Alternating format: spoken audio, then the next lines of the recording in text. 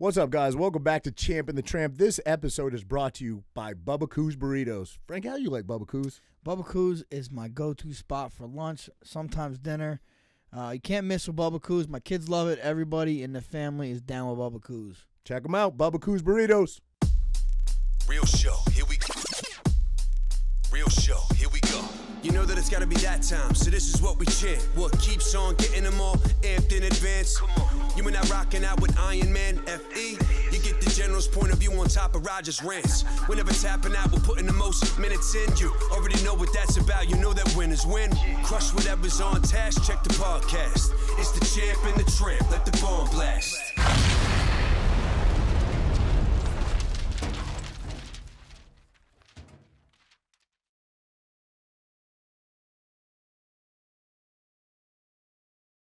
Go ahead, Raj.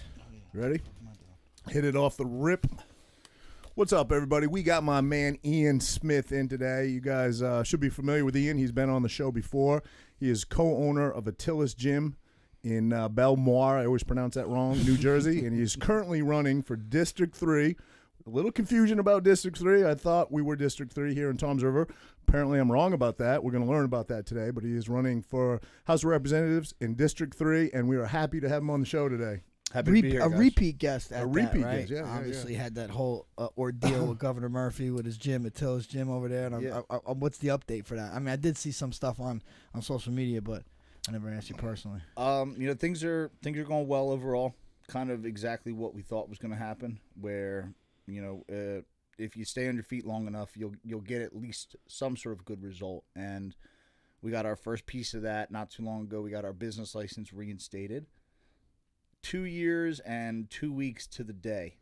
Wow. That we were not charging. I was going to say you were strictly donations, so now you can become an official gym again and charge a membership fee. Yep, that's amazing. Yeah, so I didn't realize that. We're in the process of that, so that's a small win in the bigger picture of what we hope to accomplish. Right. Because we wanted to create some lasting change out of this and make sure that we didn't run into this problem later.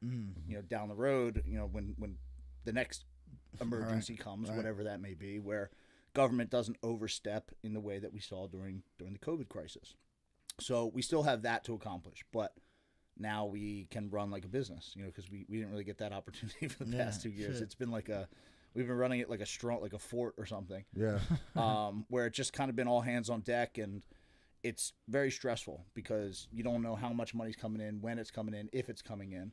And we got very fortunate because it always did, and somehow not only did we pay our normal overhead of just running the facility, which I know, it's not easy. No. You know that. Yeah. And then we had all of the additional stuff that we spent money on, legal fees, cleaning supplies, right. And then on top of that, legal money, and then on top of that, the fines.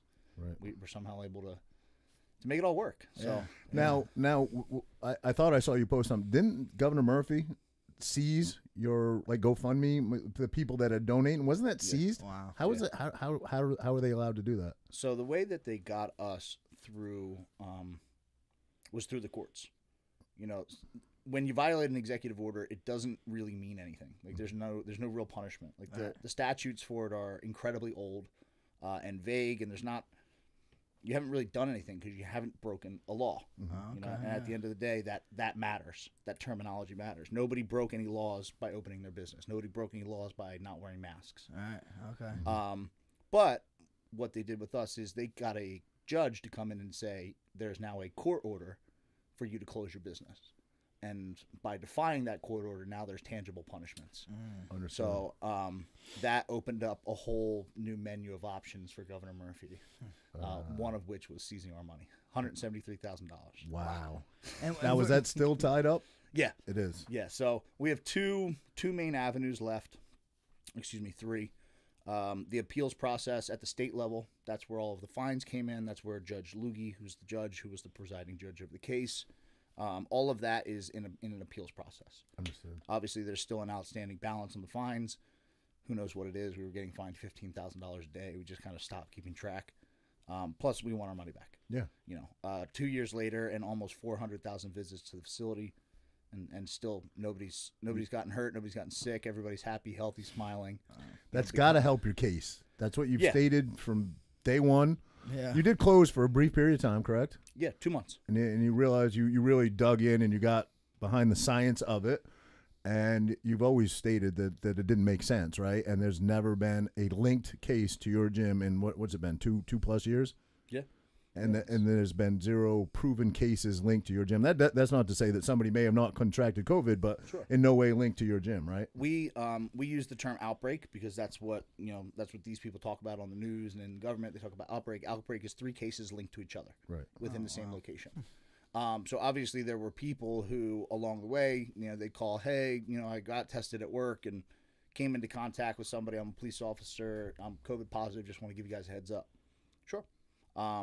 At that point, we got a bunch of rapid tests because we knew that the PCR tests were producing, producing 90+% false positives. Correct, yeah. That's proven now. It was known, Right, and they right. buried it, and then they came out and said it, and they're still using it to this day in a lot of the schools. I was at a Bordentown Board of Education meeting not too long ago, and they were using PCR tests to test children and justifying masks because of it, and they know it's BS. It's been BS. It always was BS. They'll always be BS. I heard they're fucking killing millions of chickens because of bird flu, and they're using the PCR test I read that. to fucking to get it. Like 6 million chickens over the last month, which that happens. That's not an irregularity that they'll have to cull big herds. When you have these big, massive farming operations like you have, around the world, things like that happen. But Because of the close quarters, right? There's so many chickens in a coop or whatever. and that's not really. I mean, that's not really how we should be getting our food to begin with. That's a whole nother discussion. Yeah, but yeah, so that's not unusual. What's unusual is the number in that short amount of time. 6 million chickens all around the North America and Europe. That doesn't even count the rest of the world. In 1 month, all of a sudden, bird flu is a big thing. Right. And it's like, Yeah. here we go again. Yeah, PCR tests. We know definitively that they are not for testing purposes. They are for research purposes. It's not for a diagnosis. It's for research. It's to take something that you have very little of and blow it up so that you can study it. Not so you can make a diagnosis of whether something. Forgive me, I forget the doctor's name, but the doctor that created that PCR test is very verbal, very outspoken about it did not detect. It wasn't invented for that, right? He was a critic of Fauci. And then didn't he mysteriously die? 6 months before COVID. Yeah, he mysteriously died, right? Like, you can't make this stuff up. No. It's just, it's funny. And it's, for one reason or another, things happen the way they happen. Yeah. But yeah, back to, I think, where my tangent began. We had people test positive, but we had blood antibody tests that show whether you were producing antibodies or if you had in the past 6 months. More than 90% of people who said, hey, I got COVID, stop by the gym, drive up, we'll toss you a test, let us know the results. Yeah. Almost always negative. wow. So we have a big stack of about almost 400,000 papers in a public storage unit, just in case anybody wants to take a look. Sure, yeah. Wow. It's got the receipts. Did you ever, Ian, you're just a guy that wanted to own a gym, man. You're just a guy that was into lifting weights. Did you ever see yourself here? You're running for Congress now. You fought the system for the last 2 years, and it's been just I got to say, man, I'd be pulling my hair out. You seem like a very calm, collective guy to deal with all this because this is a lot on anybody's plate. Yeah. And you're more the voice, I would say, of Attila's gym, and Frank's more the quiet one. You said, I think the last time you were in here, Frank is he's sort of the engine. mad scientist behind it. He's the engine. Yes. He really is. Yeah. But yeah, it's been an interesting 2 years. And All you we have wanted- not cracked under the pressure. I got to say, it's been an incredible amount of pressure put on you. And not only have they come after your business, wasn't there a judge that made some ruling that they can now hold you personally responsible in some way? Same judge. Same judge. Same judge. Yeah. In the process, are there anybody on a good guys team you're dealing with, or is it all? You know what I mean? There's, the problem is that those people are few and far in between. A lot of people that are involved in politics. I think there's a spectrum of most of what's wrong in politics, and at the lightest end of the spectrum, I think you have a bunch of weak and selfish people who are very easily influenced. I see it already. Money runs politics. Sure, no question. And that's an undeniable fact, and when you put money in that equation, especially in the way that it's in politics, you're gonna have people who will take a brown envelope, who will do whatever. A lot of these people, what I've realized, they've never achieved anything outside of politics.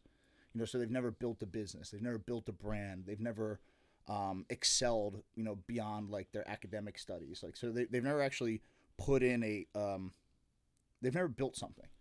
So, and Eric Greitens, who's running for Senate, said this: these are the type of people who will very easily be manipulated and overtaken by the system, because once they have this feels good now and they want to protect it. And I think at the other end of that spectrum, you have just some really honestly bad people who are involved. You know, and I think wouldn't term limits help that out incredibly? Yes and no. No? Yes and no. So, walk me through that.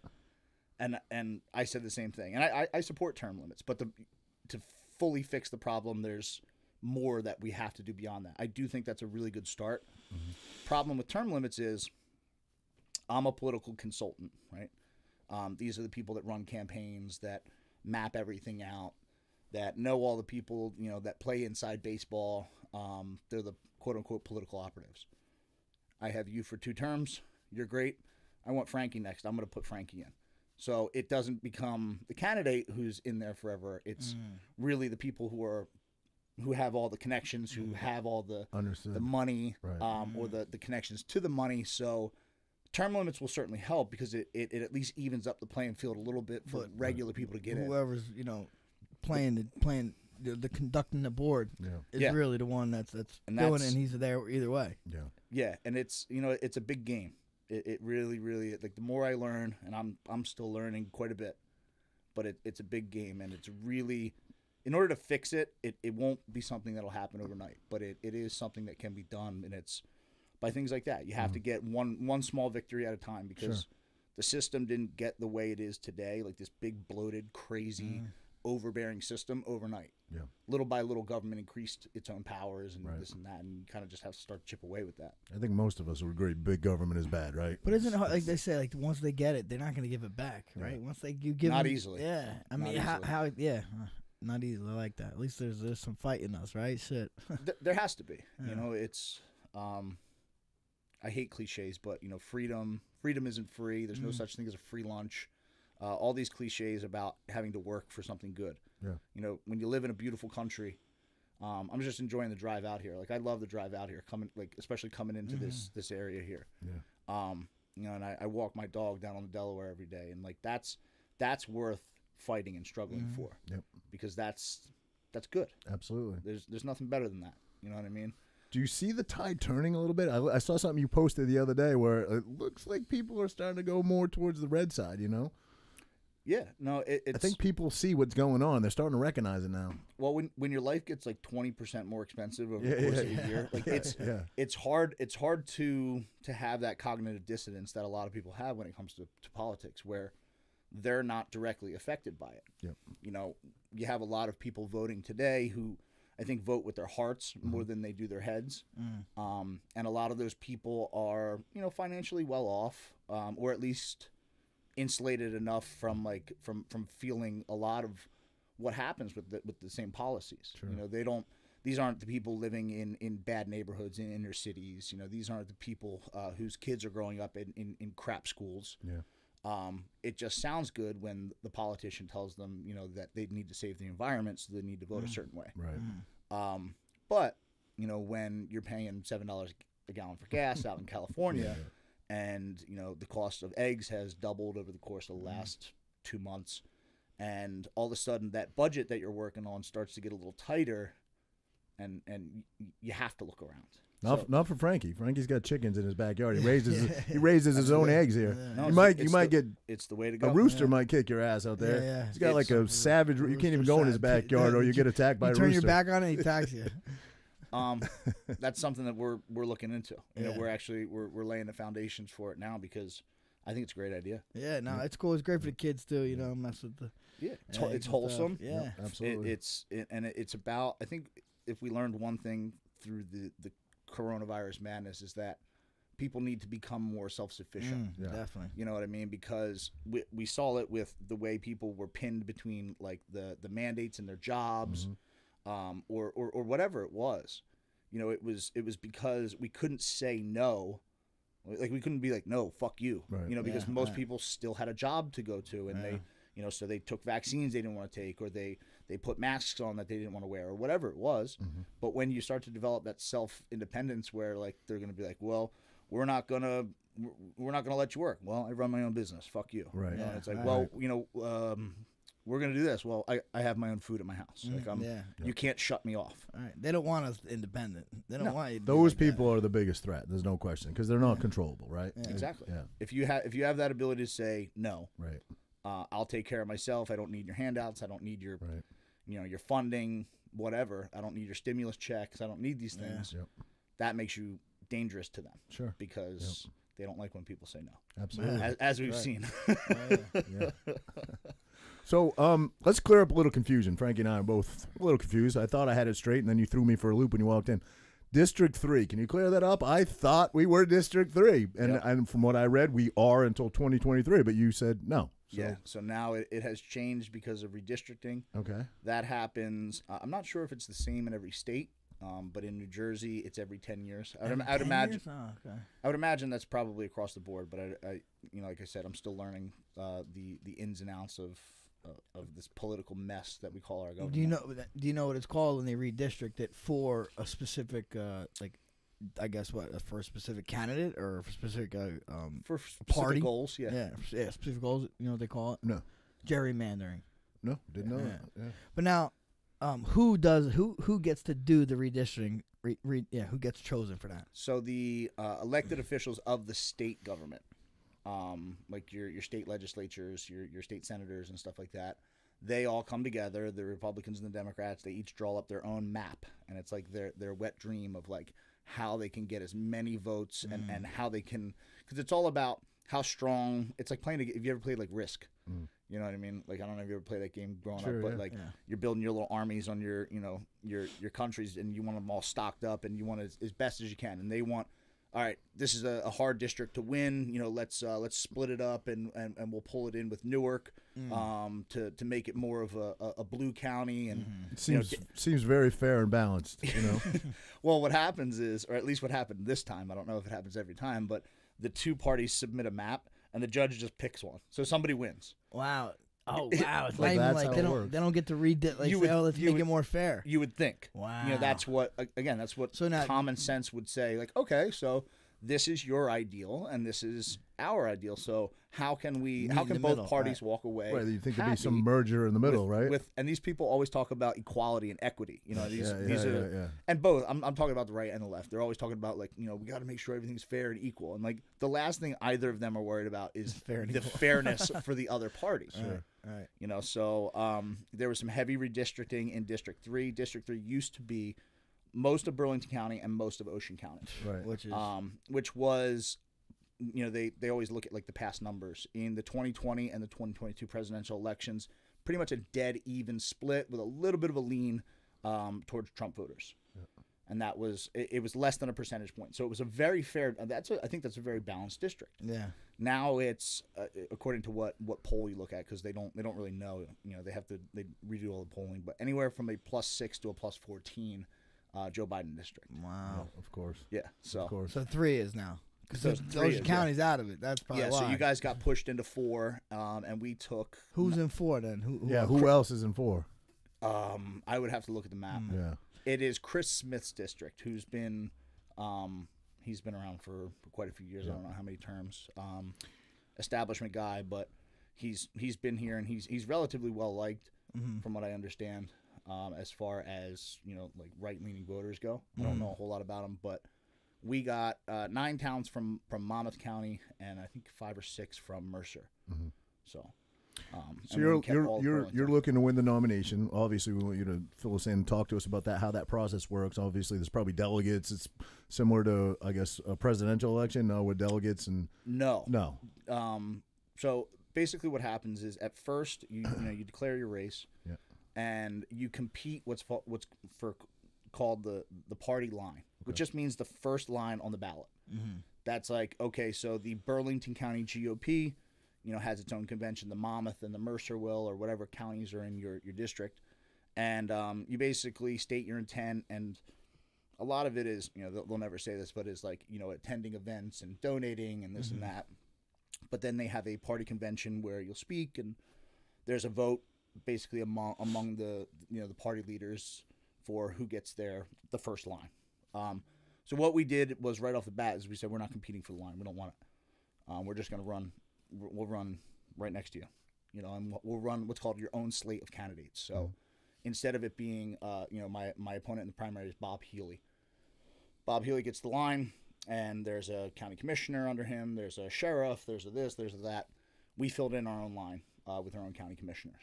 Oh, You wow. know, so we just said, hey, we're not going to compete. No disrespect to you guys, but you know, we don't really care whether we get the line or not. Like, we're just going to spend our time, Yeah. you know, out talking to the public. Right. Which they did not like. Of course. Of course. It was taken as an insult, and it's just not really an insult. You know, the reality is I don't care what the Burlington County GOP thinks of me. I care what the residents Of course. Yeah. of Burlington County think of me. So I'm not, and you know, you could argue like, oh, well, you know, the residents show up at these things. Well, I'd rather be out doing events. I'd rather be out talking to people, because at the end of the day, I'm running as a Republican, but that doesn't mean anything, because what I'm going to do is the right thing for the people who voted for me. And if the GOP doesn't, you know, there's a lot of things that the GOP pushes that typical Republican voters don't. You know, and one big thing, you never hear the GOP talk about voter integrity, Of course. you know, or election integrity. They like hush, like, oh, don't say that. You know, that's what crazy people say. But like, you go out and you talk to most Americans, and it's like, what are your top 3 issues? Election integrity is usually in the top 3. Yeah. And I think that's a fair concern that people should have. Absolutely. But the big parties don't want to talk about it. Why is that? You fill in the blanks on that one. I mean, it's a. They don't want you to be a conspiracy theorist, like labeled as that, maybe. You know, all right? Well, yeah, you know, I've heard a lot of these guys talk about, oh, we can't worry about voter integrity. We just got to get out there and vote harder. Do you think those people, obviously we're not going to name names, but those people that are saying that, do you think they're bought? They took the brown envelope? No, I don't know. Or do you think they truly believe there is no voter integrity, or there isn't lack of voter I'll say integrity? this. I find it hard to believe that any intelligent person who pays attention to politics can make the statement that voter integrity is not an issue. I'm not saying Trump won the election, it was stolen. We're not going down the rabbit hole. What I'm saying is, I think Americans give a shit about voter integrity. No question. I think Americans really want to make sure that A, their vote counts, and that B, every vote is counted, Right. and there's no interference in any direction. Yep. You know, and it's like you come up with simple solutions, and these people don't want to hear them. You know, simple solution: every election should be audited. Absolutely. Yeah, Absolutely. Every single one. Absolutely. You have an entire three-letter organization, the IRS, with like an $80-some billion budget. Right. Then You know, they just hire like 50,000 more yeah. employees. dedicating to auditing, Yeah. you know, Yeah. what, you know, how many checks, you know, your family wrote, and if you got money on Venmo. Right. Right. Yeah. But there's absolutely nothing in place to double check our elections. Why? Now, I thought I read something about that back when like the Arizona audit was going on and stuff, things like that. Isn't like a presidential audit completely different than like a gubernatorial audit? I mean, I was reading something about like the Republican Party would pay for one, but it has to be self-funded if it's not something to that Yes. degree. Yeah. You know, when in this last election with Phil Murphy and Chettarelli, Yeah. we found out that if we were going to do an audit, which Jack originally said he Correct. do, I'm so I and want then your take on all of that. a sudden he didn't. He said it was going to cost $1 million, and we were like, all right, like I'll knock on 1 million doors in Jersey and get $1 from every person if we can audit this election. Yeah. Correct. You know, because I'd love to show the world that it can be done, Right. and that it's not this, you know, it's painted as this like obscure, like out of the box task, And it's it like, was no, we're just recounting the such fucking a votes. close election. Right, yeah. It was so close. Why wasn't it audited? It's like he just disappeared. It was so confusing. We talk about it all the time. Yeah. It's like he just went away. Yeah. And he did do a commercial. I saw it after the election while it was still ballots were still being counted. He came on, he did a commercial, told everybody to calm down. You know, it was going to get worked out, and he was going to fight it, and and then like 2 boom, days he just later. disappeared. Yeah. It was crazy. We got the same thing. We got a phone call at the gym saying like, hey, we're we're going to call for an audit. You know, we're looking into all these cases, and then we were like, cool, we're on board. Let us know. Like we're happy to jump in on this one. Yeah. Like let's do it. You can use Attilis at the headquarters. I don't like whatever you got to do. Right. We'll rally the troops, everything, and then it was concede. Wow. Yeah. Crazy. So it's and I haven't heard from him since. Have you? No. I haven't heard from him since. I don't think I've seen him on Instagram really that much. But I seen too. Like I forget which county it was, Bergen or something. Like 100% of the vote is in. Jack had it, and then in the morning, no, 40,000 votes came in. Yeah. How can that be? 1 o'clock in the morning. They said 100% of the votes in. They'll. You know, the common answer to that is like, oh well, like that's just the projection on the website. Like that wasn't 100% is 100% to me. Like, well, okay, but how many times does that have to happen before we're like, well, can we just get accurate numbers? Yeah. Like before you put numbers out there, can they just be Yeah. like again, like why do you call states at like 1% of the vote? You know, they called California, Arizona at like all early. Right. You know, it's like, why are states being called? Why do we have the media in on this where everybody's like, all right, this one, you know, you got every channel and everybody's got a different. It's to get viewers. Yeah. Right, and it's like the media is calling but it. it's like, how about you guys just shut up until the vote's counted and then we announce the winner? Correct. You know, instead of making this big, they make like a primetime episode out of it. They do. Right. Where all it does is confuse people. Correct. And it gives them that excuse where they're like, oh, well, you know, like, well, we didn't call it. Like, somebody else did. And then next thing you know, like, they're just declaring Joe Biden as the winner. And people have a lot of questions. Right. So, I mean, and that's the problem I see with politics is integrity. I think integrity all around. But the real issues that I think most Americans really care about are going largely ignored. They are. No question. We're being force-fed other issues like things like COVID in Ukraine where, like, I don't think, you know, if the media and the government wasn't, like, blasting it all the time, like, I don't think Americans would have cared about COVID. No, hell no. I don't even think we would have noticed, you know, to be honest, I agree. because the same number of Americans died in 2020 as they did in 2019. Yeah. You know, and that trend never changed. So it was same thing with Ukraine, war in Ukraine. Americans wouldn't be interested in it if it wasn't being shoved down their throats. No, it didn't happen in 2016 or 2014 over there. No one said nobody cares. No exactly. one knew about it. Yeah. Nobody cares. It's insane. Yeah. Meanwhile, you know, you're having this stuff shoved down our kids' throats at school. That's the kind of stuff that people actually care about. Just gonna say that video you posted, the Amaze thing. Yeah, that's fucking crazy. Like I'm really probably gonna pull my daughter out, man. My sons are a little bit older, and I kind of.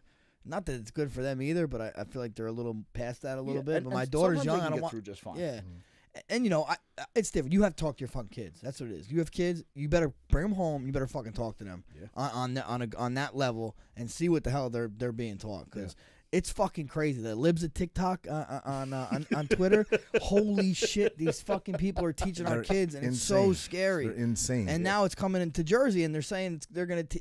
I want like. Why we could opt? They said, "Oh, you can opt out. You can opt out." No, why the fuck do I have to opt in? Exactly. I should have to opt in. Exactly. I shouldn't have to opt out. Simple solution right there. If you want to teach that in schools, which I would argue that stuff shouldn't even be taught in schools because it's a cultural issue. Yeah, absolutely. Culture shouldn't be taught in schools. I mean, at a minimum level, sure, but culture's taught from family, you know, and from community, correct, and from country, you know, and it's about the people that your parents choose to bring you around and the values, you know. We don't teach value systems in school. We teach academics. That's what school should primarily be. Math, science. Yeah, and reading, and you should throw in some life skills too. Right. You know, like well, how about you know teaching they don't do technical that. trade Even skills at the college level, they don't do that. They don't. Teaching gender theory is not like that's indoctrination. That's not an academic. Indoctrination. That has no real world use to most people. And then again, you know, we keep talking about the media and what they do and the spin they put on things. You know, the "Don't Say Gay" bill was anything but a "Don't Say Gay" bill. Had nothing to do with that. But look how they spun it. You know what I mean? They spun it to make people look like they're bigoted in some way. It had nothing to do with that at all. Nothing to do with it. Well, you know, going back to the libs of TikTok, you saw some of the people reacting to it. Yeah. You know what I mean? And they were. What kills me, and I know like not everybody's like that, but like when you look at stuff like that, these are people who should have been vetted as teachers because I don't think that they're psychologically okay to be influencing children. No way. Agreed. Yeah. And I'm sorry, whatever your beliefs are, I don't care who you love, as long as they're not a child, whatever. Yeah. My child doesn't need to be educated about either way. About it. Either way. Guess what? That's my job as a parent. That's not your job. Right. And the I guess the word is the audacity that some of these people feel like they have the right to teach your children that. Like they're upset that you're like, no, you can't teach my children about like anal sex in fourth grade. And they're like, they're pissed about it. And it's like, and not even, you can scale that out to COVID. Like all of a sudden people had the audacity to tell you how to live your life. And it's insane. But just like COVID exposed some people that you're like, wow, you're a little fucking strange, right? Just like this, now it's exposing teachers. Like, what? You have a fucking problem? You can't teach a kid this? If you have that, if that's the issue to you, you're the problem. Exactly. That's a good way of looking at it. It really is. Because it does. It exposed people's crazy. Yeah, it really does. And softness. I'll be a South Side. And softness. I'll say. And softness. Absolutely. At the ages, that's the most mind blowing part. At the ages that they want to teach these kids this thing. I mean, listen. I went to high school. I learned sex ed in high school. You know what I mean? But I was at an appropriate age where I could handle it. In like high school. Yeah, I was the sophomore or junior, I think, when I took biology sex ed. Right. Yeah, exactly. It was how things work. That was it. Yeah. Dissected not where you put it, who you put it in. Bro, the video you said, it talks about, but everybody watches porn. It's free. Like, dude, that fucking porn ain't good for you, bro. You know what I mean? Listen, like, we talked about it. I had to give it up. It isn't. Yeah. We grew up in the generation. I think we're all around the same age, right? Where we grew up in the generation where like that just started to be like porn at your fingertips whenever you wanted. Like, that didn't really happen until we were like a little bit older. Right. You had to work at it when I was a kid. When I was a kid, we used to go dumpster diving in the recycling bins for old Playboy. You had to work at it. You know, and it was like, and that was just to see like a girl with her shirt off. Right. And now it's there was nothing wrong with that. Right. But the accessibility of it now, and especially when they say in a video like that, they're like, this is an educational video for children. Like everybody watches it. It's free. Exactly. I know. Yeah, it's free because the people that are giving it to you know exactly what it does to you. That's like saying, here's some free cigarettes. It's been shown to be wildly addictive. It's been shown, especially, in young men. And especially in a developmental age, it warps their perception of what sex is like. Desensitizes them.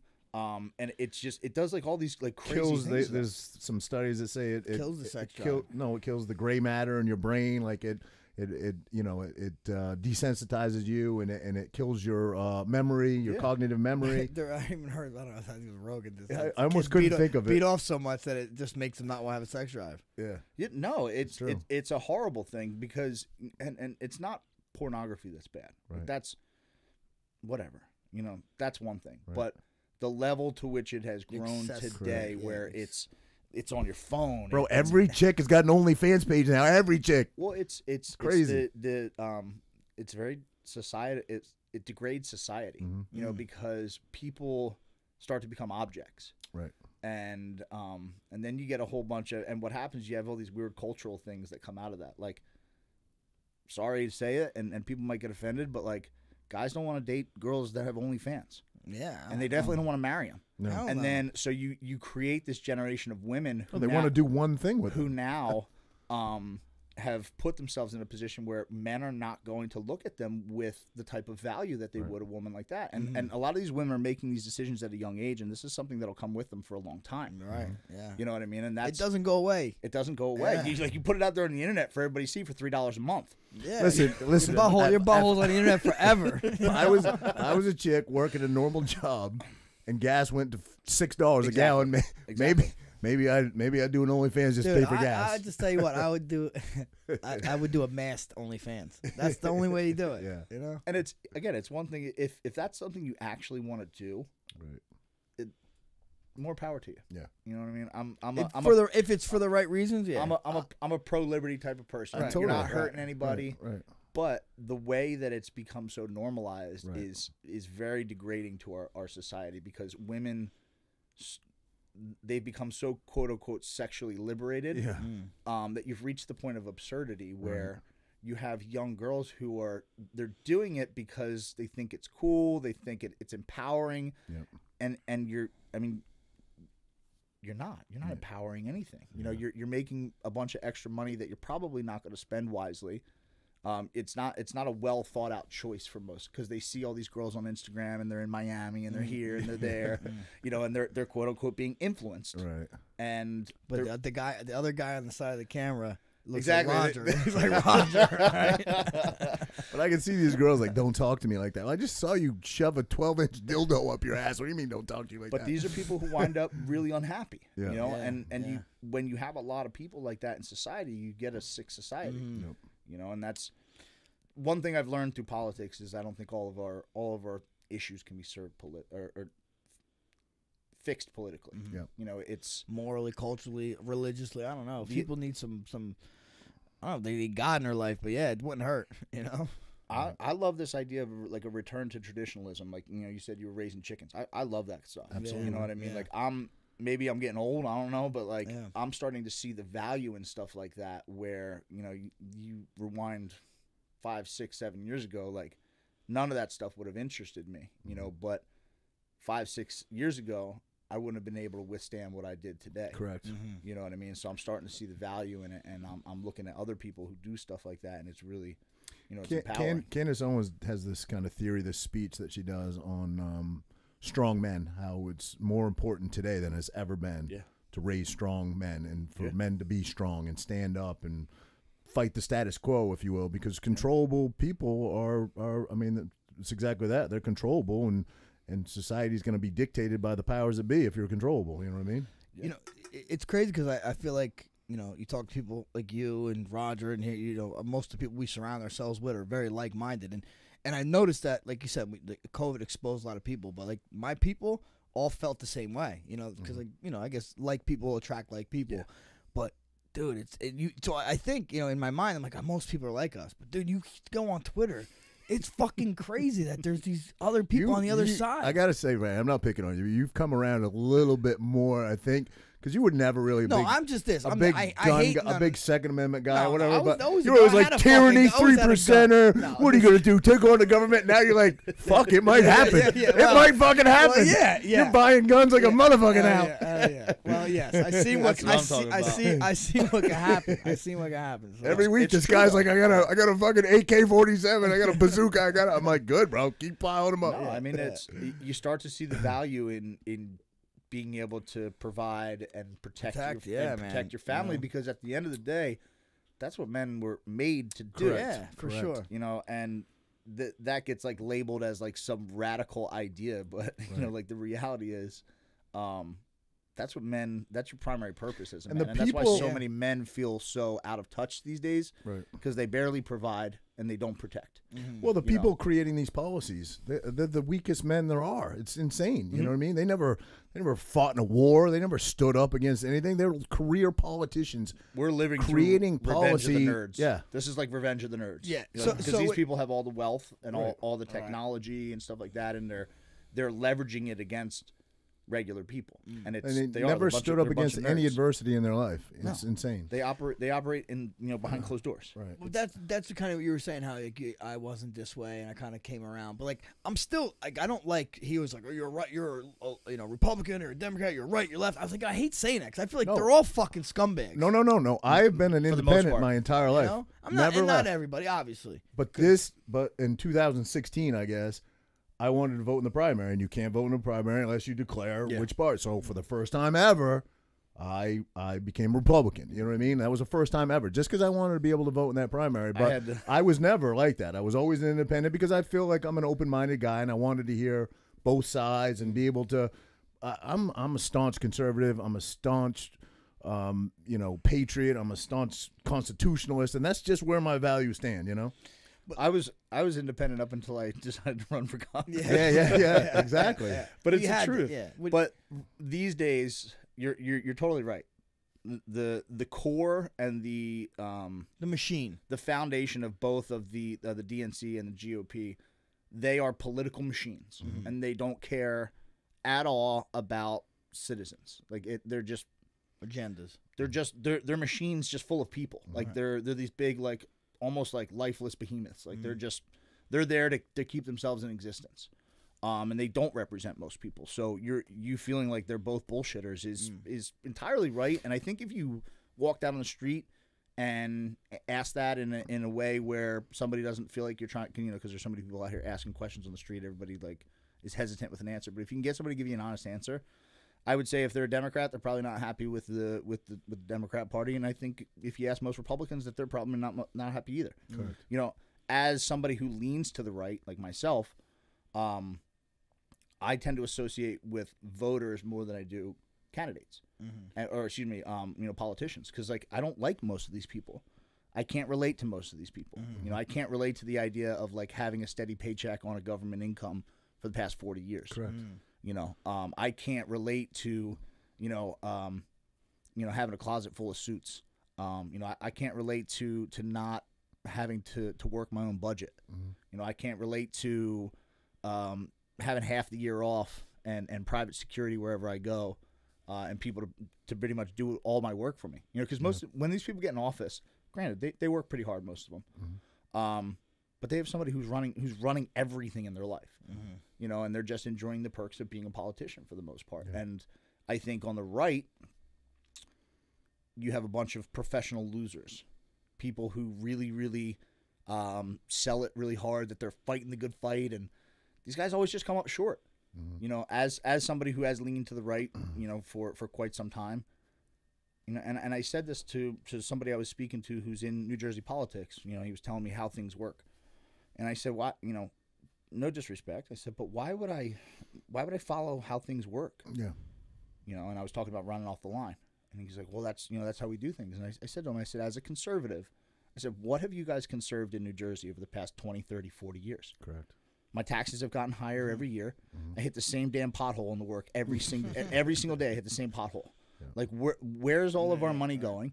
I'm looking at what's going on in our schools, and I'm honestly like blown away by how bad it is. Like I don't think you can mess it up that bad by being stupid. I think like you actually have to intentionally. Right? Yeah. I don't think you can be that. And I look at every aspect of government, and I'm like, well, what have you accomplished? Right.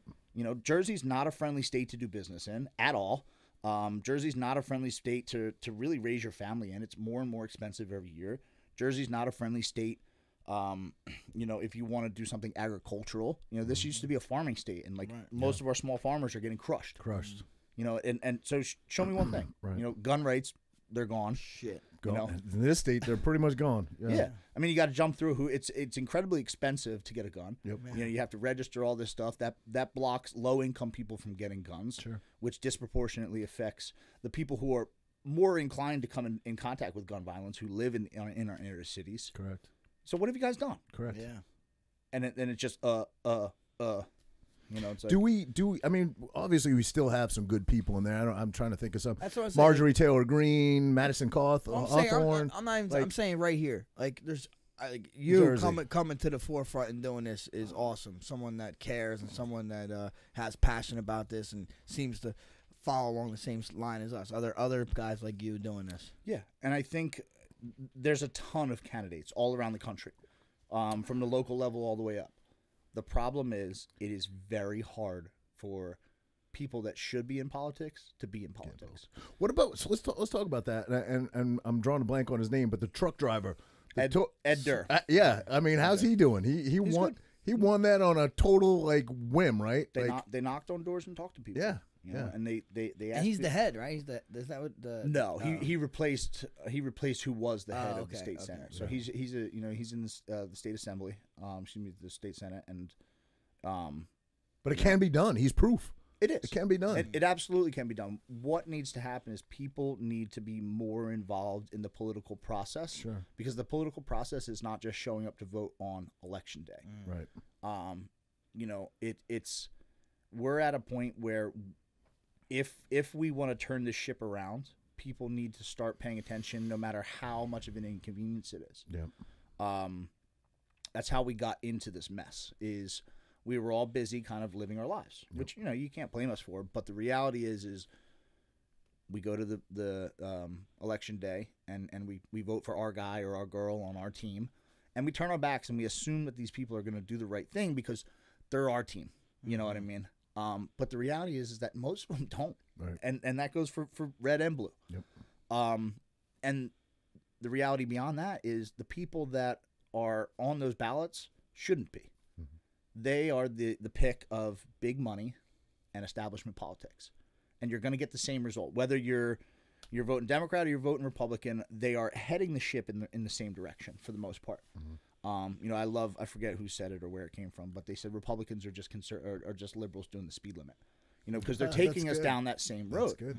And that road is to just bigger, more oppressive, more overreaching, in your face, telling you what to do government. Right. So what we need to do is pay attention early and get involved early. And that means running. But that also means, you know, even if you don't run, making sure that you are there for good candidates who are. Because it's, like I said, it's incredibly hard. It's hard for two reasons to get in politics. One, you either need to have some really powerful name recognition, which just most people don't. You know, we live in a state with 8 million people in it. You kind of have that going for you. Yes, you've certainly been relevant. which is one of the reasons that I decided to do it, because maybe I could help shake things up a little bit by being one of the few people who, for all intents and purposes, is a regular person. And sort of shake it up a little bit, because there's plenty of regular people that are running, but problem number one is no name recognition. Problem number two is no money. And without either, you can't have the other. Yeah. You know, so if you have no name recognition, when you're calling donors, and you're through the fundraising process, you're not going to raise a whole lot of money. Right. And the reality is when you're going up against Andy Kim, who I'm going against, he's got $4 million in the bank. Right. You know, that buys a lot of negative TV ads. Right. That buys a lot of money mailers. That buys a lot of staff. That buys a lot of quote unquote, you know, grassroots campaigning.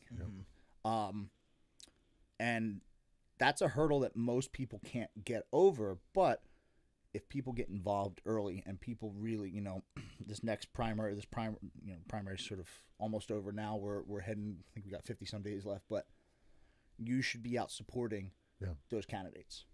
Telling people about them, having those discussions. You know, well, you before we forget, I don't want to forget it. You have a website that people can go to now and donate if they want. They want to donate to your run. What is the website? IanSmithForCongress.com. Ian Smith. All spelled out, no numbers in there, just Ian Smith for Congress. Okay. And we're running a campaign on as small a budget as we can, because I don't think that money should win elections. Correct. You know, and that's yet another problem. Policy should, right? Policy should. You know. I forget, I was talking to somebody up in Lawrence Township at the Lawrence Township Meet the Candidates event. Just talking to the crowd and you know, saying hello to people. And the lady said, I have a great idea. She said, every candidate should have the same amount of money to run with. I like that. Because then we would see how well these people spend their money. Right. I like that. You know what I mean? Like, so, whatever, you got to raise a certain amount to get in. And then, you know, it's $500,000 on a campaign. That's it. Yeah. How do you spend your money? I like that. Can you budget correctly? Because obviously these people can't. They can't balance the budget to save their lives. Yeah. Right. You know, the state of New Jersey has been running a deficit for years. The country's been running a deficit even longer. Yeah. So we can give trillions overseas. Don't get me started on that. That's a national. I'm more concerned with Jersey today. What's going on here and how we fix it. But well, I mean, it's all tied into the same problem. Is that these people don't give a shit. They really don't. Right. To print a couple $1 billion, sure. They don't care. Yeah, they give away. I saw a meme or something said like we can give away $70 trillion to other countries, but you got your $1,200 check, right? Yeah, it's crazy. People over here starving. And what's scary, and again, I know this doesn't represent the whole, but this represents a voter. Yep. Having a conversation with a guy one night, and he had recognized me and was like, came up and said like, hey man, like, you know, I wanted to congratulate you on getting your business license back. Like you know, I didn't really support you. You know, because I disagree with you on COVID, but, you know, I'm glad you made it.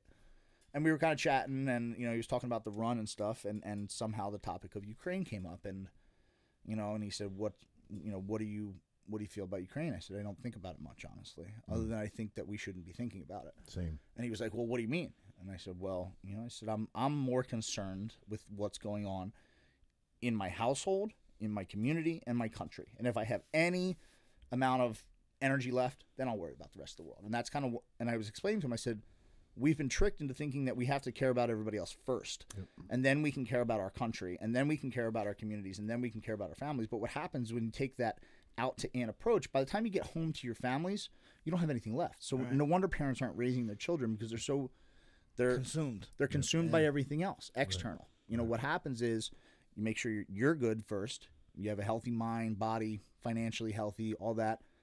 And you do the same for your partner and your family.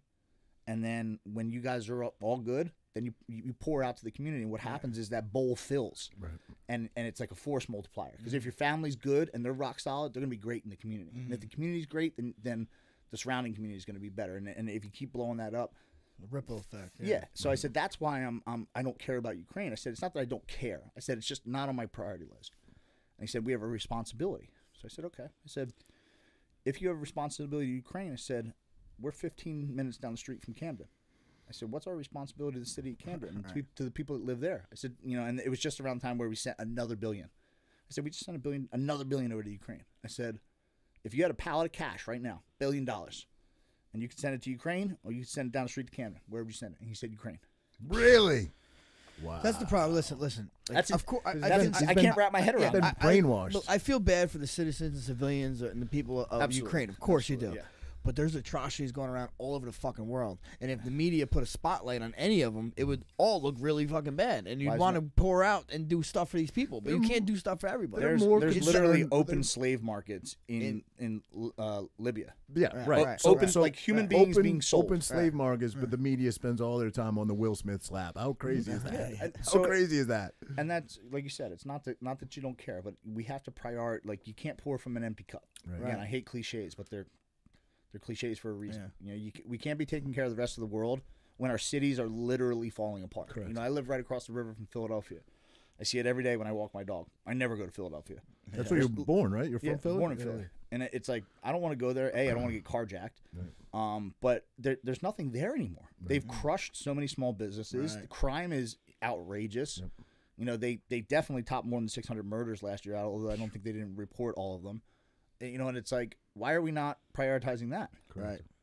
Right. That's our own flesh. Well, not flesh and blood, but our own. They're our countrymen. Yeah, they're our countrymen. Right. If you could say anything positive, it's hard. Came out of COVID and this whole pandemic. Don't you think it made people pay attention a little bit more? Like, I didn't pay as much attention to what was going on in my kid's school. I kind of trusted teachers were doing the right thing. The teachers union was doing the right thing.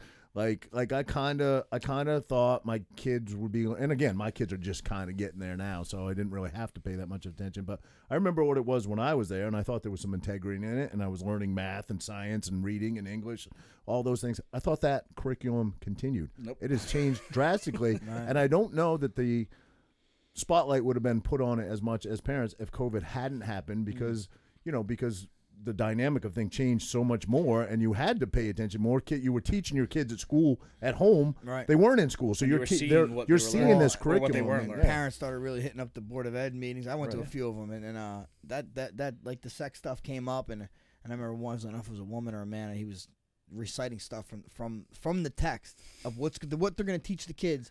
And the president or the of the board was like, "Whoa, let's keep everything classy." I'm like, "Yo, the fucking kids can listen to it, bro. You can listen to it." Right. I was at a Board of Education meeting in Medford the other night with a couple moms who are some warriors. They're awesome, and one of them got up, and all she did, I had spoken, they cut me off because as soon as I got onto that. Time limit. Yeah. Even though everybody said we give up our time, we just want him to speak. I was going to their show support, and I was speaking on behalf of all of them. So I wrapped up what I was saying, because they were cutting me off, and I said, you know what? I said, I'm here on behalf of parents who say they're not being heard, and I think you've just illustrated the point better than I ever could. Right. But the woman who came up after me, fiery little thing. She just stood up there and she said anal sex, vaginal sex, oral sex, and just started going through the definitions. And then she just stopped and she said, "How are you going to define those to my fourth grader?" And it's like, mic drop. Everybody's they just they have nothing to say. That's the problem, man. I went to they can't do anything. Why are you in place?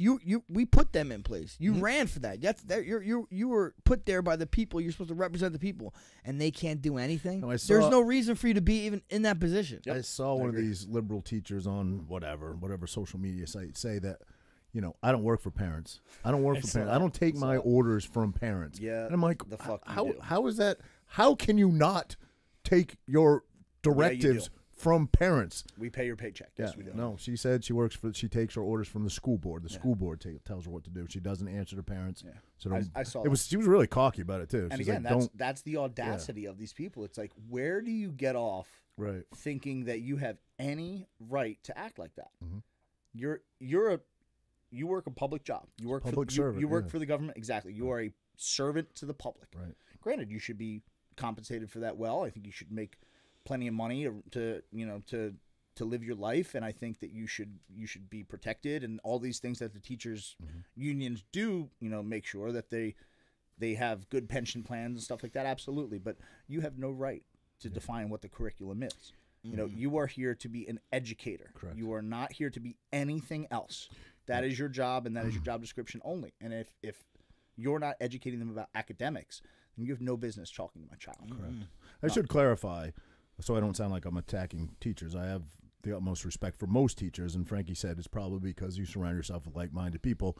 All of the teachers that I personally know, and I know quite a few, all are very much on the same page as we are, and think that curriculum has no place in schools. But their hands are tied. They have to go up against the school board who they work for in some form, and they're scared to do it. So they say to us as parents, "You guys come to the school board meetings. You have to. We can't. Our hands are tied." It's the same thing that we've seen over and over again, where people's jobs have them in a position where they can't say no. Right.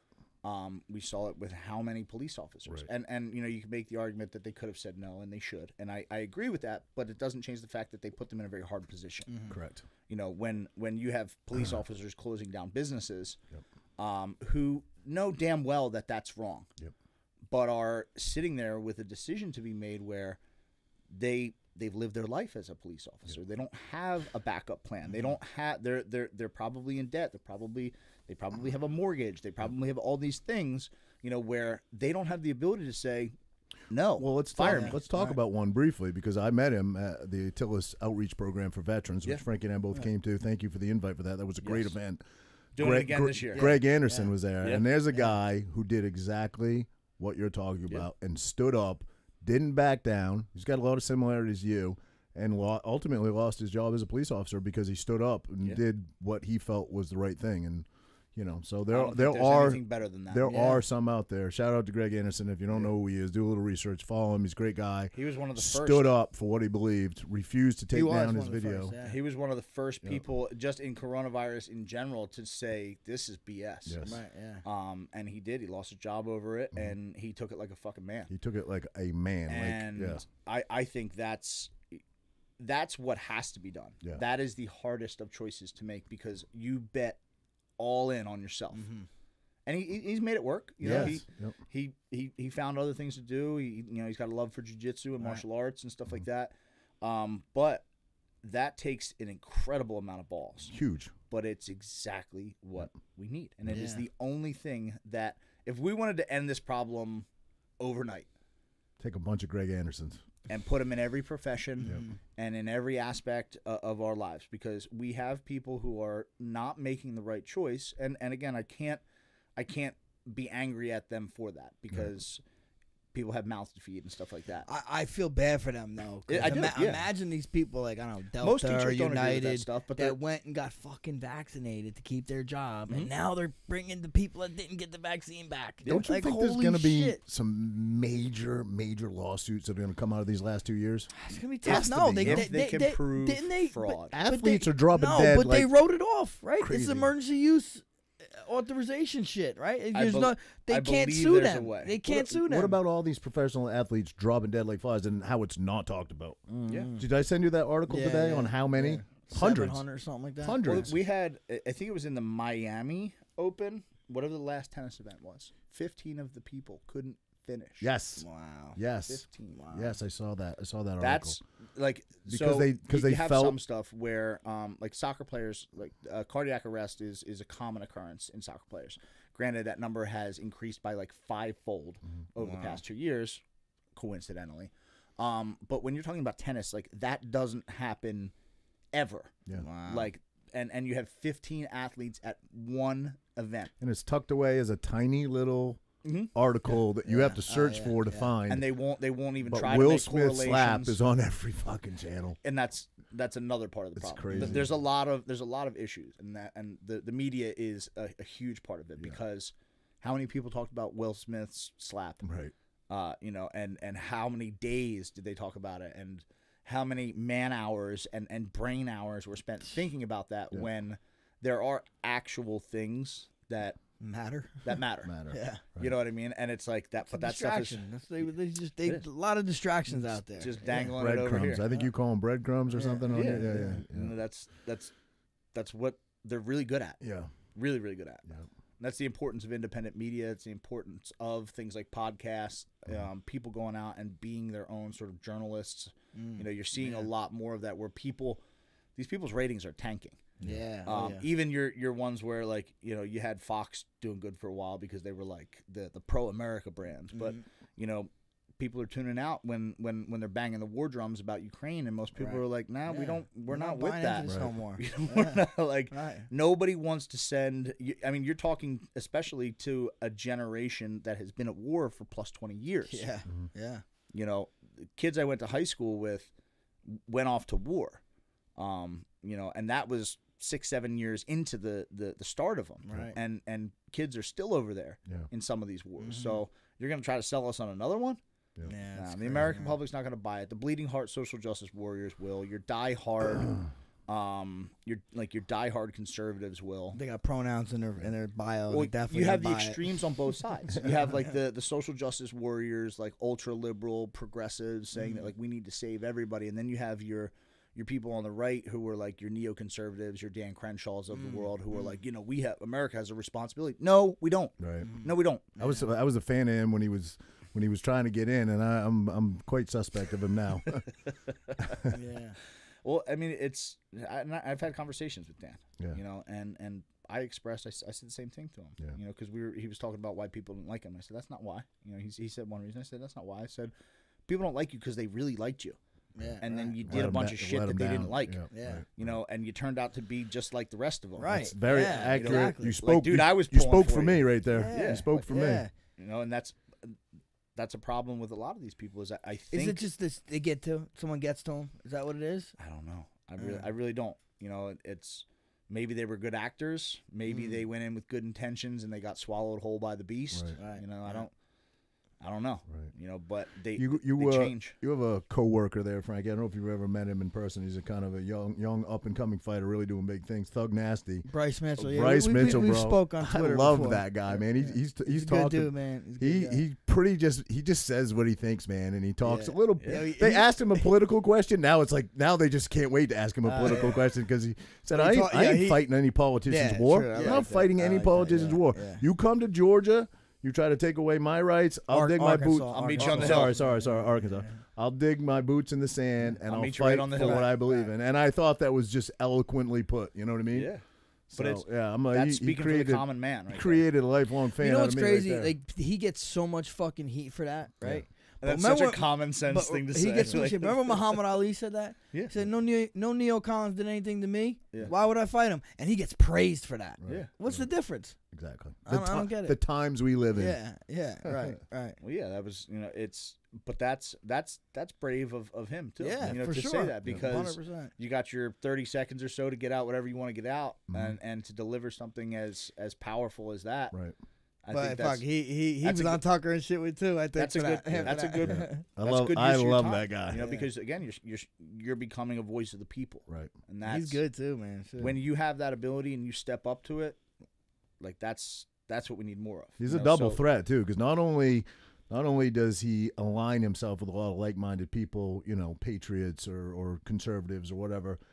Dude can fight his ass off too. He's tough. I love Edson Barboza. He's a phenom of a fighter, and he just beat Edson. So yeah. No, that's what's needed in every aspect of society. You need teachers to start standing up and saying that stuff too. You need cops. Teachers to are stand up scared. They're scared. Professors, dude. That's like college, man. It's just crazy. Yeah, well, college, a lot of these, I wouldn't send my kid to college right now. know, No way. No way. I mean, Honestly, I man. shouldn't even have went, to be honest. I saw on your platform what you're running on. You said kids should be taught more trades. I couldn't agree with that more. I mean that's That's more of a life skill that's going to be usable than going to college and getting a degree in basket weaving 101 or business or whatever. Well, that's what it happens. might be, you know. But that's what happens when you send, you know, like I remember like senior year, junior year, it was like, here, fill out the FAFSA. All right, now sign this, sign this, sign this. Like I didn't know what I was doing. I didn't have any idea what I wanted to do at 18 years old. No. Like if somebody would have sat me down and be like, why don't you just take a year off and go work? Yep. You know, see how you like working a 9 to 5, Yeah, you know, right. and then maybe reassess. It was just like off to college. Right. Here's some debt. You know, don't worry, just That's sign it. on the line. Yeah. You don't need your parents' permission. Like it's fine. Like Yeah, it's just whatever. Setting kids up for failure. And these kids, not to say that you shouldn't go to college, but you should. It should be more of like a conscious choice as Correct. instead of like how it's painted now as just like the next step. What Yeah, you do. it's- Right. Yeah, and it's like right. a lot of these kids shouldn't be in college. Like they should be out in the workplace. Yep. A lot of these kids could probably start businesses, you know, and they're not being taught that in college. No. They're going into these places that are drowning them in propaganda. The only thing college did for me was teach me how to like time management. That's it. That's all I'm talking. Well, I also wrestled, which is like a fucking full-time job. Yeah. You know, That- and school. That was part of time management, you Yeah, know. that's what I wrestling. mean, yeah. You Something know? like that. But if you know what you want to do and you're going into like something that's technical, like one of the STEM, you know, science, technology, Yeah. engineering, Specialty. the medical Yeah. field, Right. stuff like that. But like if you want to, A lot of people are undecided, you know. And yeah, that's- like you're what are you kinda- doing there? Yeah, if that's the case. I feel like our parents. I changed majors 7 times. Oh, Did wow, you? Yeah. I changed Wow. a couple. 7 times.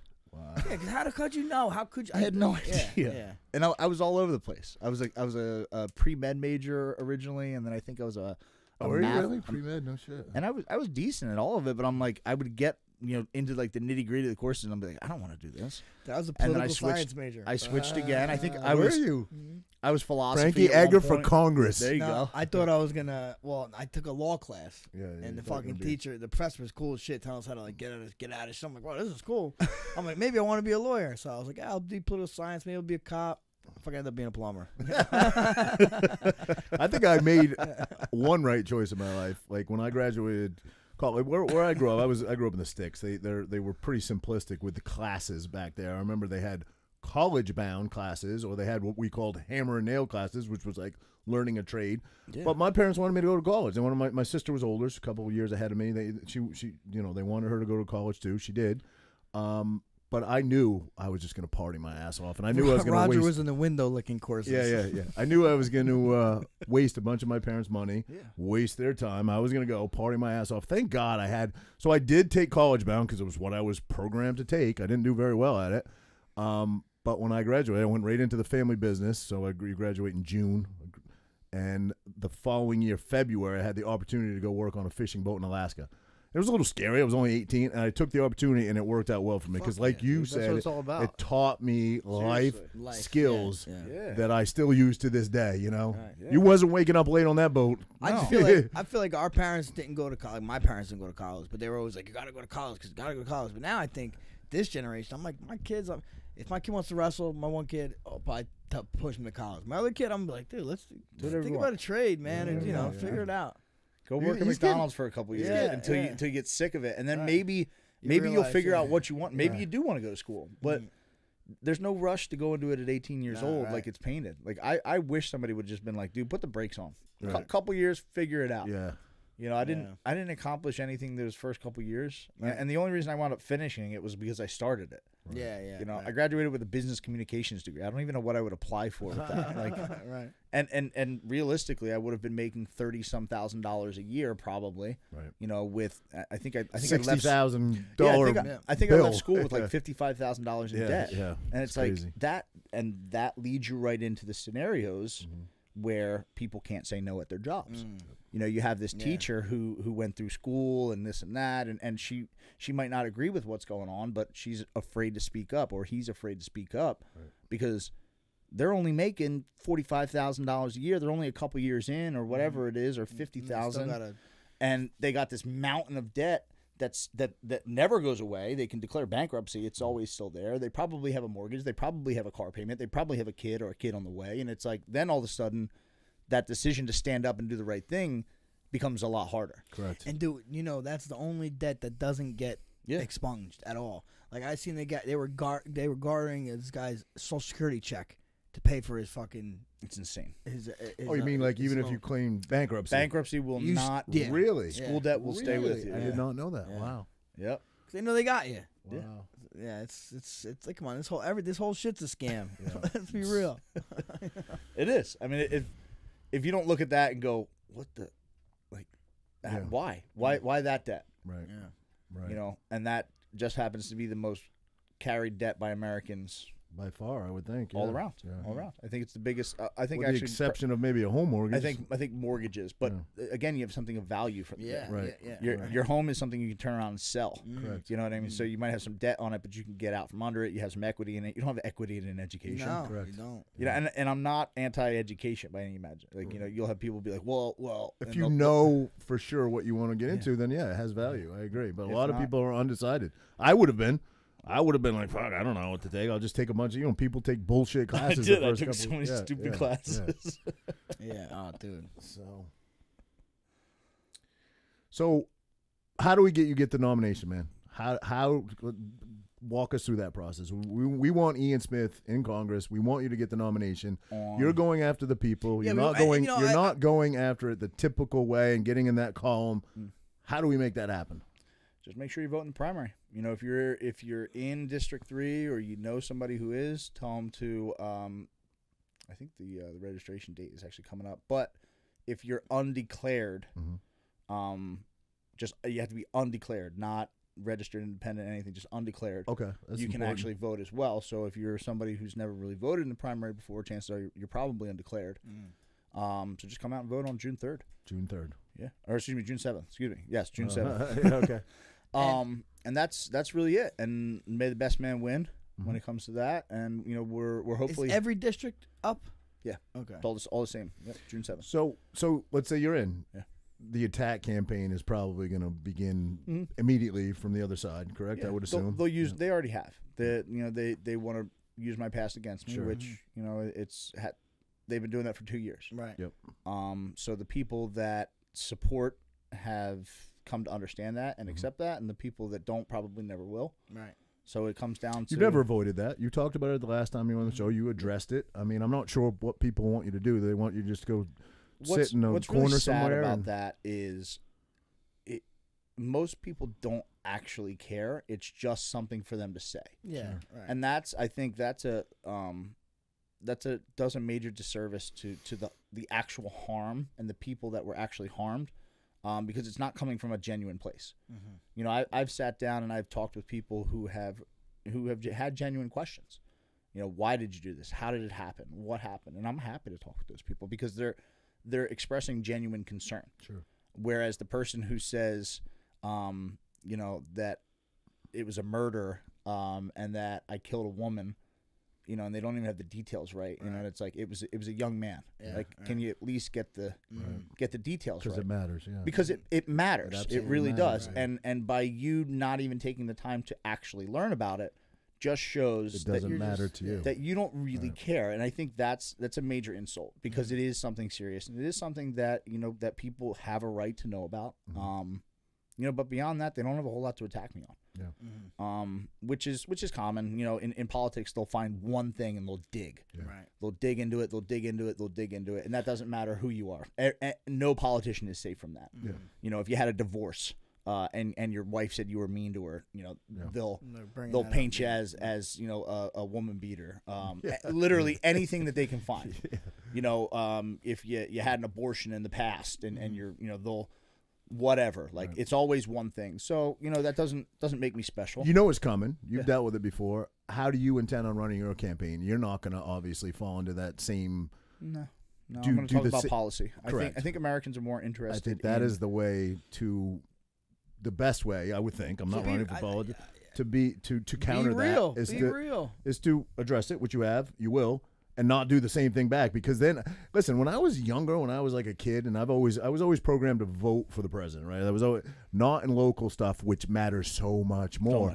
But when I was a kid, I don't remember that negative campaigning. And then as I got older, it started to become more prevalent. Now it's just like nasty smear fucking campaign ads that you just feel dirty after you watch one. None you feel of them dirty. actually do anything. Right. Like, so they can't get on there and be like, I'm so-and-so. These are my accomplishments. Yeah. These are my views so on they, policy. Yeah, they have to. And they're go just after like, the- no, yeah. Right. he's bad. Right. I'm not as bad. Right. Right. You know, right. because most of them can't get on there, and that's one thing that I did like about some of what Trump was campaigning on, in the 2020 election, is that he wasn't really like he would talk some smack, but like for the most part he's like, well, I did this and I did this and I did this and I promised this and I and that's we should be talking about policy and what's working, what's not working. Correct. You know, and we should have more debates than we have commercials. Right. You know, right. these politicians don't want to debate these days. No, not at all. Part of the political process should be, I mean, there should be a debate every month. This should happen right here. Yeah. like a fucking long conversation. Yeah. What a candidate. Then you really know. There's no bullshit. There's no feeding you lines. No loaded question. You know what I mean? Just a fucking conversation. Town hall meeting. Pack people Hey, into bro, an no one would auditorium. do what you're doing. Yeah. You know what I mean? Pack people into an auditorium Right. and pass the mic around the crowd. Yeah. And say, candidate number one, Yep. I have a question for you. Right. And if that person can't answer it, they don't deserve to be in politics. Yeah. Because politics is not about reading off scripts. It's not about talking points. You know, it's about being able to give a genuine answer. And at the same time, if you don't know it, don't bullshit people. Yeah. Right. Say, I don't know. Mm-hmm. And it was, I had that experience. I went for an interview with an organization called Club for Growth. And it's a political action committee. And they endorse candidates, and it's a good way to get funding. And they scrutinize. And they pick really good candidates. Madison Cawthorn was a candidate or was an endorsed candidate during his first run. And the guy that interviewed me, when I gave him a bad answer, he was like, that was a terrible answer. And it taught me to say, you know what? I don't know, but I'd like to learn more about it. Mm-hmm. You know, I sat down with one of the guys from the Heavy Equipment Operators Union. And I asked him, I said, you know, what are your biggest concerns outside of typical union things? I said, what are your biggest concerns? You know, and he educated me on some things that I really didn't know about, because he said environment. He said energy independence, excuse me. And I said, really? I said, why? I said, how does that impact heavy equipment operators? You know, these are the guys that dig holes for pipes and stuff like that, and they're using heavy equipment. The big stuff you see on the sides of the roads, you know, construction sites, stuff like that. And he said, well, you know, for example, in New Jersey, and he went on and on and on about how we have this solar wind project, you know, out in the ocean, and that it creates absolutely zero jobs for Americans, and all this money is being funneled to European countries and all these things. And these are things that his guys could work on. And we're trying to get energy from out in the ocean when we got plenty of pipelines that are shut down. Right. You know, so you ask. And I walked away from that conversation learning a lot. More educated. And I think that's another thing that you have with politicians is they want to always be right, you know, and I think it's okay to be wrong and say, hey, I got that wrong, you know, but how do we course correct? Sure. Or how can I fix this as your elected official? Yeah. Didn't those wind tunnels kill like a fuck 150 bald eagles or something? Did you hear about that? Yeah. I didn't know that. Is Yeah. that true? Yeah. Really? Yeah. Wait, how? The like I mean, I fucking Big thing, soul. the thing took it out, I guess. I don't really? know. Yeah. No shit. Well, they disrupt flight patterns, all Yeah. this stuff, you know, and that's the case with most of your clean energy. You know, everybody's like, oh, you know, just buy a Tesla, and it's like, if you had People are- any, people are If so you dumb. educated yourself on Where- how that is mined and what Yeah, that Not does even to that, the it's not environment. like the energy. It's still an energy. Like you're plugging that motherfucker in. right. Where's the energy coming from? Oh, I saw. exactly, You know what I mean? I exactly. saw some guy the other day was in a Tesla at a gas station, or I forget, down the street from a gas station, and I think his car ran out, the battery ran out, so he walked back to the gas station with a gas can, and the guy's following him like, bro, you got a Tesla, what the fuck are you doing? He pops the trunk and he's got a generator, a gas powered generator in the trunk. Like, isn't that completely Wow. to charge Dude, the but car? you know, if you go dead on your battery, you need a new battery. Oh, if you You kill can't it go completely? dead. Yeah, Really? on a Teslas. Really? Yeah, see, I don't. I I like I'll like never own an my electric diesel car, but- truck. Yeah, same. I'll same. be keeping it. Yeah. Oh yeah, I'm good. What do you got? 6'0", 6'7", 6'4"? What do you got? 7'3". 7'3". You Yeah, got the big boy. yeah, Yeah, nice. The old 7'3". Nice. No, but it's just funny because people don't dive deep enough into it because this guy educated me, and I'm like, cool, solar wind farm sounds like a great idea. Yeah. Terrible idea. Yeah. Terrible idea. Not to mention the fact that we don't even have the ability to do it. Like some of the stuff he was telling me, I was laughing at, and it's just, It's just government being government. Right. Like they promised that we were going to have X amount of power by a certain date. And in order to do that, he's like, we would need to start dropping poles in the water last week at a rate of 1 per week. Yeah. And he's like, well, here's the thing. He's like, we don't even have our own ships yet to do it. He's like, there's only 20 in the world that are capable of doing this type of job. I think 10 of them are owned by China. I was going to say, none of those are American? 10 of those are owned by China. 9 of them are European, and 1 is in production in the United States. And here's the kicker. When it gets dropped in the water, we have nowhere to repair it. Wow. It's like, wow. But let's get some wind energy and shut down pipelines. Yeah. And when you start looking at this stuff, and it's hard to imagine that these people are that stupid. Like, I don't think you can, I said it because earlier. as a simplistic idea, it just sounds good, right? It just sounds good. sounds Oil great. bad, Yeah. Pollution, this wind, but cool. that people don't understand, like, where lithium actually comes from. Most people don't know, you know? Yeah, or that windmills, disrupt flight patterns of endangered birds and kill 150 of them in a really small amount of time. Excuse me for 1 minute. I got to take a leak so bad. Frank, you hold the show down. Oh yeah, do my best, buddy. Sorry. But I'm here like nuclear energy is like what a lot of people are trying to say is the way to go. Yeah, I mean we've had our nuclear scares, right? With things Chernobyl, like Chernobyl, 3 Mile, 5 Mile, whatever it's called, 3 Mile Island, I think, and then Fukushima, which are legitimate concerns, right?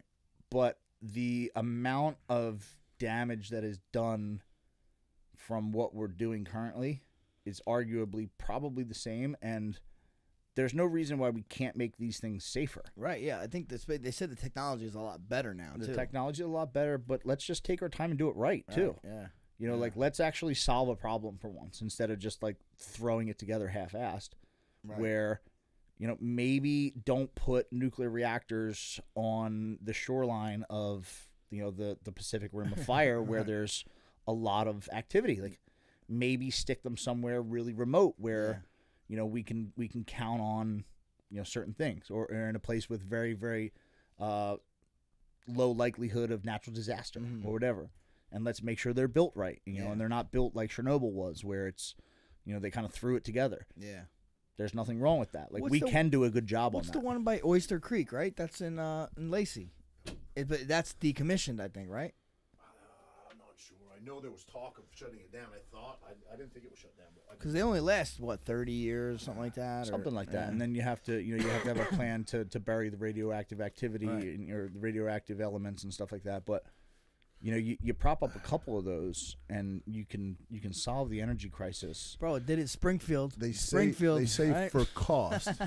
Simpsons know everything. Yeah, they really do. I don't know how that is. That is so weird how they predict everything. But they say for the cost, for the dollar invested, it by far exceeds anything. Nothing's even as close to the amount of power generated per cost of building it. Which explains why they don't want to. Right. Yeah. Right. You know what I mean? Right.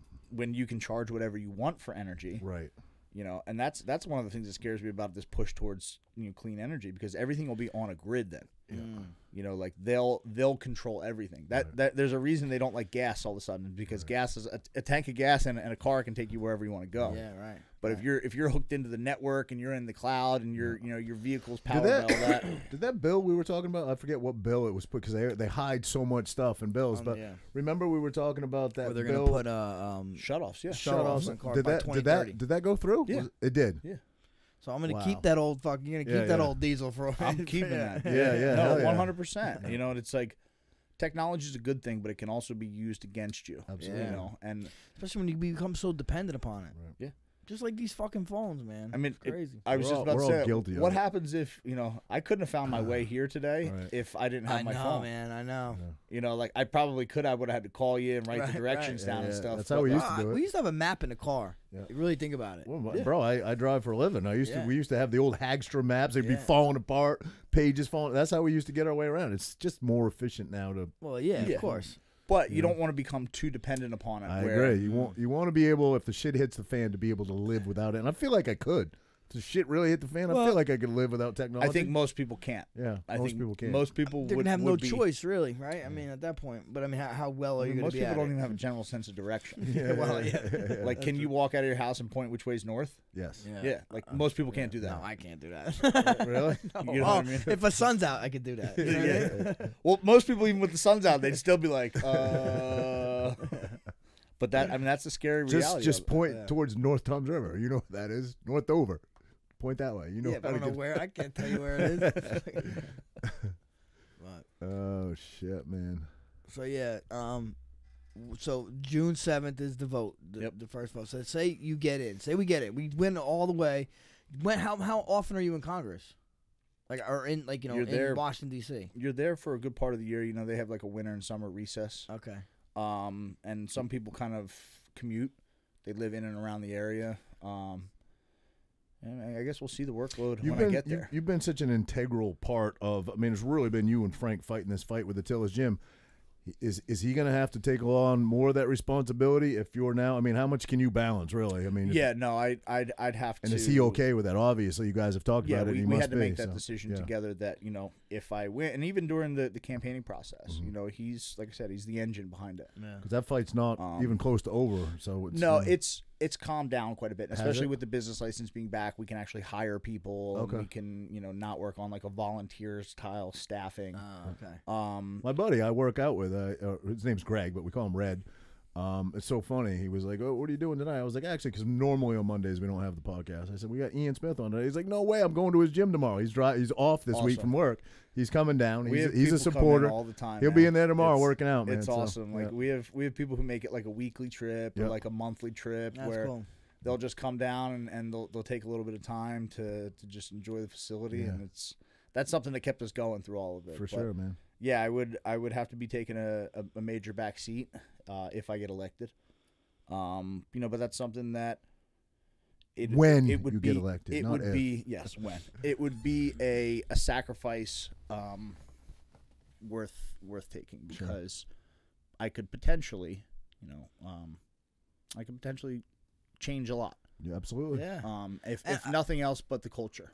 I think You know that, what I and mean? hopefully you inspire more people to do what you're doing. That's the the more biggest thing. people that have their, heart in the right spot. Yeah, that's Well, it's that's a the big, biggest big, thing. big part of your fight is standing up for small business, because you are a small business, right? I mean, that you want to give the small business guys that were so affected by this a bigger voice. Right? I just want to give the regular people a voice. Yeah. You know, I've talked to so many people over the past year and a half, you know, since we got thrust into the spotlight, and people just aren't being heard. Right. People's concerns are not being heard, and their true needs in terms of what government should be doing is not being met. Mm-hmm. And I think if you get more regular people involved, you know, they'll actually do the right thing, because they're regular people. These people who currently represent us have nothing in common with us. Nothing. Nothing. You know, they don't live regular lives. They don't, you know, during COVID, for example, how many of these people went to sleep at night worried? Yeah. None of them. Not a single one. None of Yeah, them were. They weren't. they didn't have a day off yet, right? Right. Yeah. Wasn't it crazy when They when- didn't miss a paycheck. They had plenty of days off. Well, yeah. Let's play that. just talking about politics in general, and I'm kicking it back a little bit. But remember when Christie shut down all the parks, and then the plane flew over, Yeah. and he's out on the beach. He's on the beach, Nobody else can go, but he's out on the fucking beach kicking it. And I'm like, crazy. No, it's Rules exactly. for thee, but not for me. Right? Isn't that what they say? And people are so sick of that. Yeah. They're so sick of that, and we deserve much more We do. from the people that we elect. We do. So, you know, if I can get in there and I can shake things up a little bit and inspire, you know, some regular moms and dads and just regular people to, even if it's just for your school board, you know, Yeah. that's huge. Like I said, I went to the Medford school board, and two of the people came up to me, and they knew who I was, and they introduced themselves, and they said, "We're new on the school board. We decided to run." Oh, that's You know, awesome. yeah. COVID made us, you know, run, and we watched what you did, and we were inspired, and That's this great, is our man. fight. We need more. of Granted, there were still 5 crazies on the board, but at least there was now 2, and there's Chipping another away, chipping another away. election Yeah. coming up. Exactly. So right. it's that. Change if- doesn't happen overnight. It's if a little by little. we can start hammering away, you know, seat by seat, and we've seen it in South Jersey right now with Ed and all these other people who got in. South Jersey pretty much went red. Yep. You know, all through like the important county commissioner seats, and we picked up some state legislature, and the redistricting that happened inside the state, not for the federal elections, because there's there's congressional districts and then there's legislative districts. Those are your state. Is this midterms? This is what it's called. Yep. Yeah, this is the 2022 midterms. So we'll have a lot more important stuff coming up, and if I can inspire people to do the same thing and show that it can be done, even though it's difficult and it's not fun. Yeah. I'll tell you that much. It's a lot of work. It's rewarding, but it's not fun. Yeah. There's a lot of long nights, there's a lot of long days, and there's a lot to balance. But it's not supposed to be fun. Right. It's not supposed to be something where you want to stick around forever. I mean, you're a public servant. If you're having fun with this and you're like your life is, getting drastically better being a politician, you're not being a politician. Yeah. Or excuse me, you are being a politician. You're not by, being a public by servant. today's standard, yeah. And that's the reality is this shouldn't be something. If you're doing it correctly, you're not going to want to do it for your whole life, Right? Because it's service. Right. Same reason that people don't go into most people don't go into the army or the the armed services, because it's seen as a service. And they might do 4, they might do 8, and if they want to do a career and they're doing a really good job, then they should. Sure. In some capacity, if you want to work in and around politics, but you shouldn't be in the same position, right, for your entire life, because you're comfortable and you're not going to want to change anything. Yeah. Your life's good. Yeah. You don't care about who's suffering, and that's the problem. Right. So if we can change that, even just little by little, Yep. we can really, really do some amazing stuff. But it's But local, it's state, and it's federal. It's all. When you do make it to Congress and you guys get the stock tips, don't forget your boys. I'm just gonna follow anything Nancy Pelosi does. Yeah, right. You don't even got to be in Congress. Just look her records It's up. insane what her value, what her net worth is now, in comparison to how much she makes by being in politics. It's insane. I saw another one. Buying a what? Stacey Abrams, I think it is. Yes, the yes. woman from Georgia. Yeah. She was $200,000 or $150,000 in debt like 5 years ago. Now she's worth like $4 million. Yeah, It's it's insanity. like you don't make that much. So insane. where did Yeah. you not only come out of debt, but where did you get $4 million from over the course? Just of wise investments. Yeah, Wise exactly. investments. You invested your $100,000 and some odd Right. salary Right. just Unreal. really, really well. Like, That's what'd you do, Dogecoin? Like, Yeah. and maybe, but not all you guys. No way. So Well, Ian, you certainly thank you for coming on, my Yeah, man. absolutely, You man. certainly It was have a our pleasure. support here. We've always backed you, always believed in you. I'm praying that you get that nomination. We will be there. I cannot express to the people who are watching this or listening to this how Get out important there. local elections are. Yep. June 7th, show Primary up, season. vote. Primaries are critically important, more so important than voting in a presidential election, which was kind of how I was brought up and always taught, it is so much more critically important. Ian Smith, www.iansmith for Congress, correct? IanSmithForCongress.com. Yep. .com. You can make a donation if you'd like to. This guy is Social media channels, Ian Smith Fitness. Ian Smith Fitness. That's across everything: Instagram, Twitter, Truth Social, you name it. You can Your find me on there. OnlyFans is Ian Smith. Listen, that's a way to raise funds. Yeah, There you go. There You you know go. they're actually rebranding. I saw that OnlyFans. because I've seen a couple I saw a couple fighters. Yeah, actually Ryan have too. Gaffaro. He's around your area. I don't And know. I was like, He's I'm hairless, just saying. completely hairless. That kid. Not that I subscribe. to. yeah. Diego Sanchez, another one. He's kind of the first guy I Because heard they about. wanted to be a oh content shit, station. Like, shit. you know, Our boy is doing it now. Sean Brady. Sean, I love Brady, bro. He's doing it now. You know Sean Brady. Yeah, Philly guy, yeah, he's great doing dude. one. He's doing one now. But I busted his balls. oh, bro, I love Brady. I'm sure that OnlyFans money's good though. Yeah, Yeah, it's gotta be, yeah, man. yeah. I hit my management. I was like, "Yo, should I do this? Like, do you really want to do it?" I was like, "I don't know. How much can you make? You can't. Obviously, if you're posting dick and vag pictures, you're gonna make way more money than if you're not. But listen, if the money was right, Oh yeah. not the dick and vag. I can't do that. I have kids, but I would do the other version, okay. the Sean Brady version. Feet pics. So anyway, my Yeah. man, thank you so much, brother. Absolutely. I That was think a you pleasure I having think you you. already signed the board, but Yeah. we sign that bitch again. Do it again. Yeah, Yeah. and I'll put a ×2 next to it. we appreciate you, man. You have our support, and we really hope you get in there, man, and shake things up and Hell change yeah, things man, because definitely. we Hopefully need this it, is especially the here in New beginning Jersey. of a good change. You know. Yeah, I sure hope so. I think momentum is on our side, and I think people are more open now than ever to maybe hear something that they haven't heard before and try something that they haven't tried before. Yeah. You know, because voting left, voting right for the same sort of establishment people is has got us exactly where we're at, and we're all in the same boat. You know, like I said, when life's 20% more expensive, I don't care if you're a Republican or a Democrat, you feel it like I feel it. Couldn't agree more. Absolutely. You have nerves of steel, my brother. Stay the course. Yes, Stay the course. Yes, sir. Appreciate it, guys. Yes.